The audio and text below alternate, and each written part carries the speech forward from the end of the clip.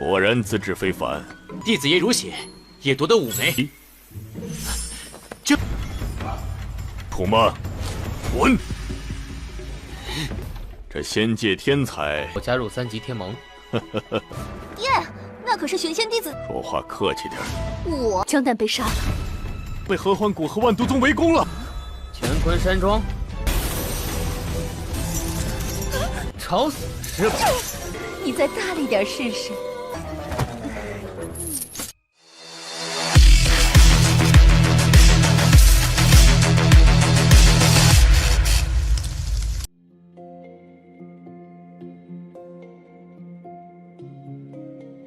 Halo semuanya, selamat datang di Ruang Sinema. Bagaimana kabar kalian semua? Semoga selalu sehat dan baik-baik saja.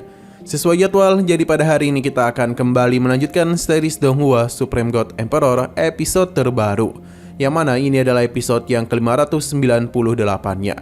Bagi yang baru bergabung dengan series ini, kita sudah sediakan playlistnya. Jadi kalian bisa mudah mencari di mana episode awal dari series ini. Sebelum kita mulai episode terbarunya, kita akan melihat dulu apa saja yang telah terjadi pada episode sebelumnya, tepatnya pada episode 597. Sebelumnya, Muyun sempat berselisih dengan Chen Yulan tentang masalah Chuyunju. Namun di sini Muyun berhasil membalikkan keadaan dengan sangat mudah, bahkan membuat Chen Yulan semakin kesal kepadanya. Setelah mereka pergi, ternyata orang-orang yang sebelumnya ingin menyerang Muyun kembali datang. Bahkan mereka kemari dengan memanggil bala bantuan.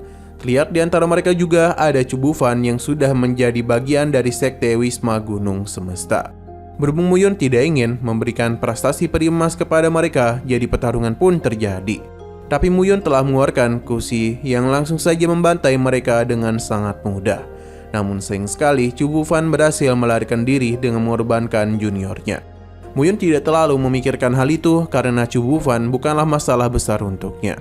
Setelah semua itu, Muyun berencana untuk pergi ke aliansi Tiga Kutub. Sekarang kita akan melanjutkan episode terbarunya. Semua murid yang ada di aliansi Tiga Kutub memberikan hormat kepada ketua Chen Laofang. Dia sepertinya sudah tahu kalau di dalam ujian di 5 sekte kali ini ada seseorang yang telah berhasil mendapatkan 9 token peri emas. Jadi dia penasaran siapakah orang tersebut, yang tentu tidak bukan adalah Muyun. Chuyunju tiba-tiba saja datang sambil menunjuk Muyun. Alhasil di sini Muyun pun memperkenalkan dirinya. Chen Laofang akhirnya juga tahu kalau dialah murid yang sering dipuji oleh Tian Junyu. Chuyunju segera menarik ayahnya ke hadapan Muyun. Ia pun memberikan pujian terhadap bakat besar yang dia miliki. Dan begini, Istana Pedang Langit dibebaskan dari kewajiban persembahan. Sementara itu, Hierusu memberitahu kalau ia juga telah berhasil mendapatkan 5 token peri emas. Chen Laofang mengenalnya sebagai nomor 1 dari bagian luar. Alih-alih mendapatkan pujian, Hierusu itu justru diminta pergi keluar dari aliansi langit Tiga Kutub. Ia bahkan tidak lagi diizinkan untuk menyentuh tempat ini. Semua murid sudahlah menduga hal itu, tapi tidak dengan Hierusu. Chen Laofang tidak ingin memberikannya penjelasan dan segera mengusirnya dari situ. Mau tidak mau, Hierusu pun pergi sambil menatap Muyun dengan penuh kebencian. Sementara Chen Laofang meminta Muyun untuk ikut pergi bersamanya. 果然资质非凡。弟子也如血，也夺得5枚。土妈，滚！ Saat ini dia tengah berada di aula istana. Chen Laofang sudah mendengar dari putrinya kalau Muyun telah menyelamatkan Chuyunju di runtuhan peri emas. Muyun menjelaskan semua itu dan dia melakukannya hanya demi token peri emas, yang tentu membuat gadis ini agak kesal. Tapi Chen Laofang sudah tahu alasannya. Ia tahu kalau Muyun bukanlah murid sembarangan. Di sini Muyun tidak ingin terlalu basa-basi dan meminta untuk berbicara langsung ke intinya saja. Di mana Chen Laofang yakin Muyun paham betul dengan alam peri, di mana banyak para jenius yang ada di sini, namun mereka kalah dengan kesombongan dan selalu meremehkan orang lain. Jadi karena itulah Chen Laofang sangat berhati-hati dalam membuat keputusan. Ia cukup senang jika Muyun bisa selalu menemani Chuyunju. Seketika itu membuat gadis ini malu. Namun Muyun paham betul dengan maksud dari Chen Laofang, di mana dia yang mengajarkannya untuk bertarung, di mana dia yang mengajaknya untuk bergabung dan aliansi langit Tiga Kutub. Ia hanya tertawa sambil memberikan izin kepada Muyun untuk berlatih di menara Tiga Kutub. Chen Yulan tidaklah dapat menerima hal itu karena bagaimanapun ini adalah tempat suci yang bahkan hanya bisa dimasuki oleh peri tingkat gaib. Sementara Muyun hanya berada di tingkat 5 saja. Chen Laofeng memintanya untuk bersikap sopan kepada Muyun, yang justru semakin membuatnya kesal. Chen Laofeng meminta Muyun untuk mempertimbangkan hal itu. Tapi sesaat kemudian, Chu Yuxiang datang memberitahu kalau Jian Yang telah dihabisi, di mana pelakunya adalah Menara Poni Ungu. Selain itu, Ren Ganggang juga datang, pasalnya Istana Pedang Langit tengah dikepung oleh lembah Hehuan dan Sekte 10.000 racun, yang mana mereka merupakan kekuatan tingkat perunggu di bawah pimpinan keluarga Huangji. 这仙界天才，我加入3级天盟。耶，那可是玄仙弟子。说话客气点，我江淡被杀了，被合欢谷和万毒宗围攻了。 Muyun akan pergi ke sana demi mengatasi hal tersebut. Sebenarnya Chen Laofeng mengkhawatirkannya karena bisa saja di sana ada bahaya tersembunyi. Jadi Muyun haruslah berhati-hati. Sementara Chen Yunlan juga diminta untuk pergi membantu Muyun.